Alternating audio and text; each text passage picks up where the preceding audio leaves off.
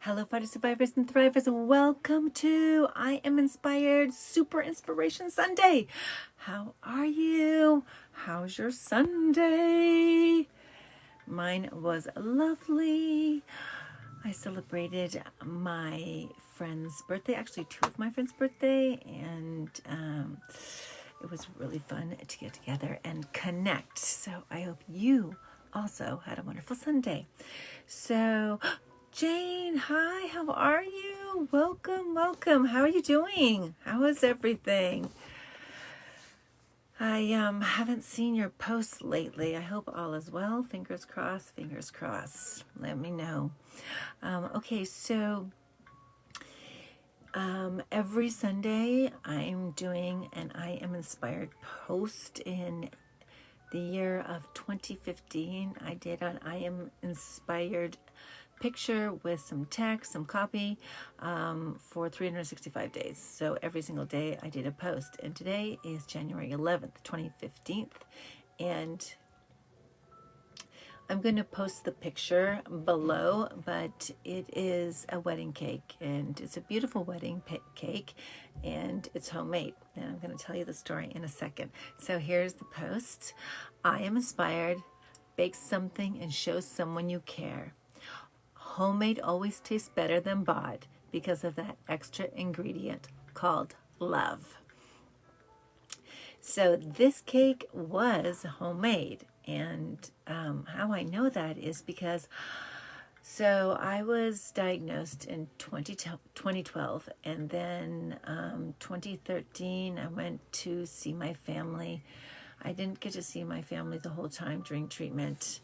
And then in 2013, I went back to Canada, saw my family, and I wasn't really strong enough to go abroad. So in 2014, I took my mom to Italy for her 80th birthday.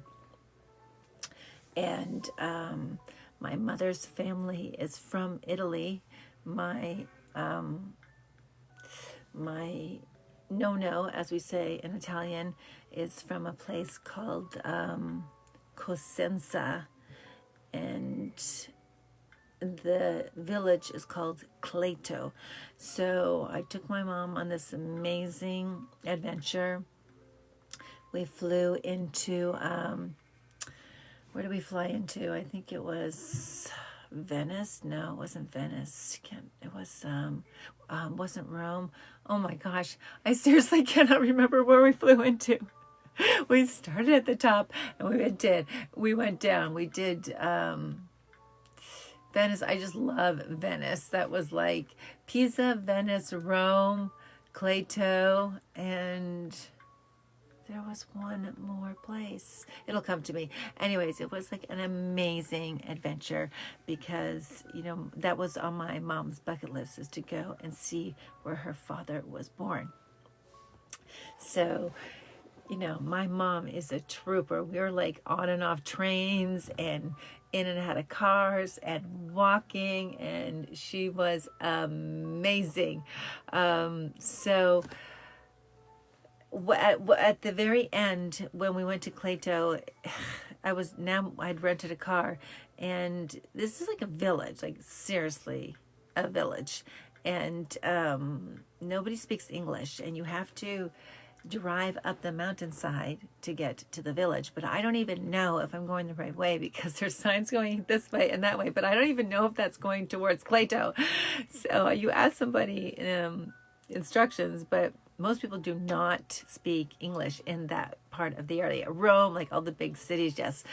But this is a small area. So by the grace of God, who I was praying for, or to, we entered Welcome to Cleto in Italian, and there was where my mother's father was born. And it was really emotional for both of us. It was emotional for her, and it was emotional for me. And of course, after like only a year out of treatment, you're still like trying to adjust to normal life. Like I was still like so emotional anyways, that we were, together, that we were here. And that I survived it, and that, I was thriving now. And then with my mom, and were visiting one of her bucket lists. So it was like super awesome. And the first place that we went to was the cemetery. And in those days, the church and the cemetery were very, very important. And so we go into the cemetery, and I mean, immediately we saw our family name. My mom's family name is Caputo, Caputo. So we saw Caputo, Nutini, I'm trying to think of all the names, but like all these Secos, like we saw all these names that like we know of. They came over from Cleito on the boat, and they came to Canada. And so where my mom was born in this town, it's almost all Italian. Like if I know I'm related to most of the town. No joke, because my mom comes from 6. And now we're on the 4th generation, maybe even 5th. And it started with my nono and my grandma. She was from Italy, but her parents were from Italy. She was born in Canada. So anyways, we were just like, it was just like crazy seeing all of these names of people that we knew that had passed, like, you know, Gino and Salvatore, like all these names. It was just bizarre. And it was very interesting. Cemeteries are very interesting. And so then we went through the village and we went to the church. We wanted to go in the church. And the church was closed, but there was a man there, just like in like a Sophia Loren movie, in a white shirt, you know, sweating, older gentleman, you know, worn jeans, ripped pants. And he's working on the church, and we're like, can we get into the church? Because it was locked. He's like, oh, he doesn't speak English. So then he's like, just a minute. I'm like, wait. And he goes, and he brings back a young boy, like a teenager. And the teenager, he actually didn't speak that much English, but he could understand enough that he could translate. And my mom and this man sat down with this boy, like just like on the ledge of the, like where the church was. And they had a conversation. And you're not going to believe this, but he knew one of my mom's cousins. He knew him. He knew him because he came from Cleito, and now they live in Trail, BC. It was like so crazy. And I have this all on video. It's so magical. It just makes me emotional when I think about it. And so then they're like, come. They want to show us. So they take us to their house. So Italian, and they want us to come in and eat with them, and we're like, oh no, thank you, we're so good. But we sat there and we talked to them for a while, and then we went back and we got some ice cream, and then we drove down, and we decided to go for dinner, and my mom wanted lobster, so we went to this really nice place. This was towards the end of the trip, and we walked in, and there was a wedding. There was a wedding going on. Oh, it was so beautiful. And the picture that I have here on my Facebook that I posted, that was their wedding cake. And I asked them, they invited us to their wedding. I mean, we're just dressed like, you know, normal. They're like, come to the wedding, they're so nice and so inviting. And so that's so Italian, you know, come eat with us, dance. And they were just also lovely. And then I asked about the cake, you know, to the people that were, you know, working the banquet. And they said that, that was made by somebody, one of their, I don't know if it was their family members, but their friends, obviously. But it wasn't from a bakery. It was made like from somebody they knew with love. And I was just like, wow, that's amazing. And it's a couple, and they're on the cake, and they're in love, and it's showing the stages of the relationship, you know, first like hugging or sitting on the bench, and then they're kissing, and then they're getting married. It's so beautiful. So that was a really amazing trip, vacation, day experience. And when you think about it, the things that are homemade are the ones you really do cherish, especially as parents, you know. that snowflake that they made in the second grade. I have both of their snowflakes still. And they're big. They're big snowflakes. They cut them out, and then they put their name. It's like, I love those snowflakes. Like, nobody else is going to love those snowflakes like I do. But I pull those snowflakes out every Christmas and I hang them up. And, what are they worth to somebody? Nothing. What do they mean to everything? To me, everything. A homemade card. Those, I keep all of my children's cards. I mean, I keep a lot. I would probably become like a mom hoarder, be called that, because I want to keep all my kids' stuff, because everything homemade is attached to a memory. And it's usually a memory surrounding love for you.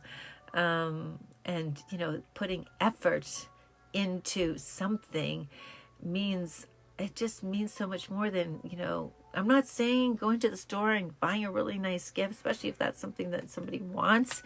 Yeah, that's exciting too. But there's just that extra special ingredient when it's homemade. So when I was going through treatment, my husband's aunts made me a quilted blanket.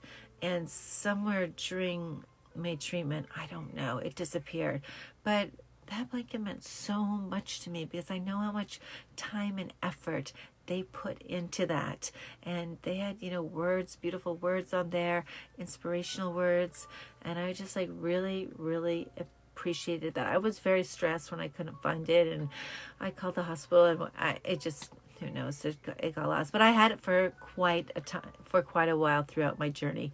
And all the cards that were written to me, I also kept those, and some of them were like handmade.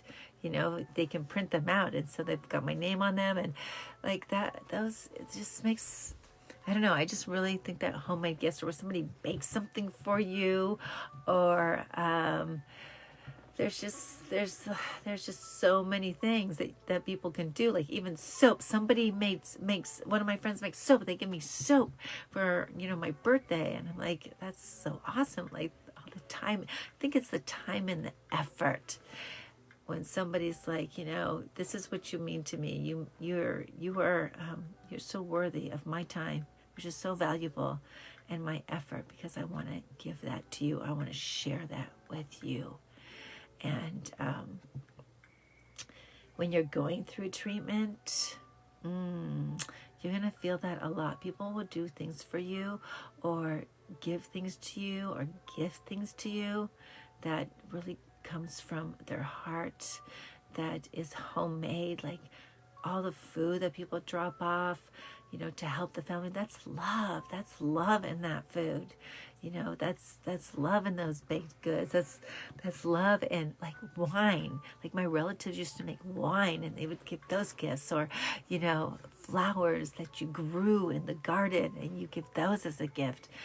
It's just super special, because it has that secret ingredient called love. So if you have a special talent, then share that and make something special for somebody. And I'm quite sure 100% that they're going to cherish that, like I do with all of my children's paintings, stories, snowflakes, bunnies, Santa Clauses. I'm like, do not touch this. Like, do make sure. Like, my dog one time got into one of their boxes, and I was like, oh, I was like so upset. I recovered what I could. But it means so much to me. Like, if I had to choose between a diamond bracelet and I love diamonds, don't get me wrong, and my children's the gifts that they gave me on Mother's Day, the watermelon napkin holder, they made me a clock. Sophia made me a clock with a Monet background. With all those silly things they make, like I would for sure take those things, because they mean so much more to me. All right. Thank you for joining me for I Am Inspired Inspiration Sunday. I hope you enjoyed this picture, and I hope you take the time to share your talents, make something, or you could even make something, together with somebody else. Like my Sophia does a lot of, she does a lot of ceramics. So last Mother's Day, she gave me this beautiful heart. This beautiful. Of course, that will never ever, like, I will keep that forever. But there are things that you could do with somebody else. You could build something else together, like perhaps even like a painting, or I don't know, some mitts, knit some mitts. I had terrible neuropathy. Mitts, I wore mitts the whole time. So mitts, even socks, things like that. Or somebody can make the baked goods and somebody can make the food. A collaboration, but giving feels so good, and I know that the person on the other side is so appreciating the love and time and effort that you put into those special gifts. All right, daily mantra, please, everybody. I am healthy, I am happy, I am whole. I am healthy, I'm happy, I am whole. I am healthy, I am happy, I am whole. Say it over and over and over and over again. Thanks for joining me. The thriving starts now.